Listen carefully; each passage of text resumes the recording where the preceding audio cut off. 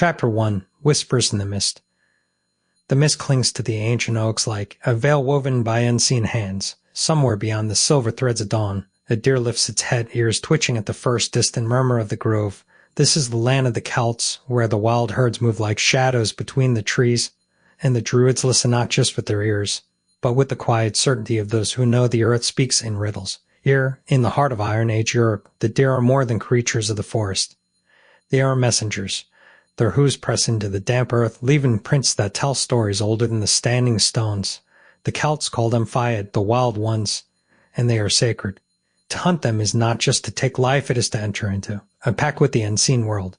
A young druid, his robes still damp with morning dew, kneels beside a fallen oak. The tree's roots twist like serpents, its bark etched with the marks of time. He traces the grooves with his fingers, feeling the pulse of the land beneath him. The deer have come here before, drawn by the scent of the old wood, by the whispers that rise from the soil.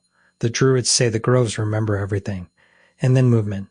A flicker of brown and white between the trunks. The herd has arrived. They are red deer, their antlers like gnarled branches against the sky, their eyes dark with ancient knowing. The lead stag pauses, nostrils flaring, testing the air. He senses the Druid's presence but does not flee.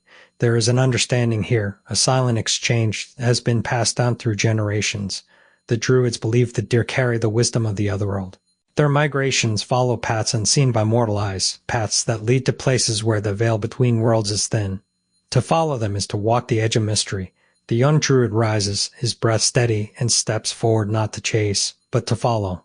The stag turns, and for a moment their gazes meet.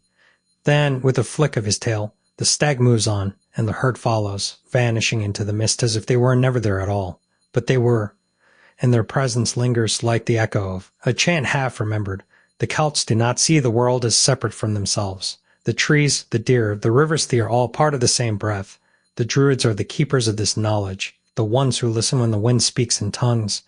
They know that the herds are not just animals, they are the living threads of a tapestry woven by the gods themselves. And so the journey begins not with a hunt, but with a revelation. The deer lead, and the Druids follow, stepping deeper into the groves where the mist never fully lifts. Here, in the spaces between the trees, the boundaries of the known world dissolve. The Celts call this place Nainji, the land of youth, where time moves differently, where the wild herds roam forever. But the mist is thinning, the dawn is coming, and with it the promise of what lies beyond. The next chapter waits.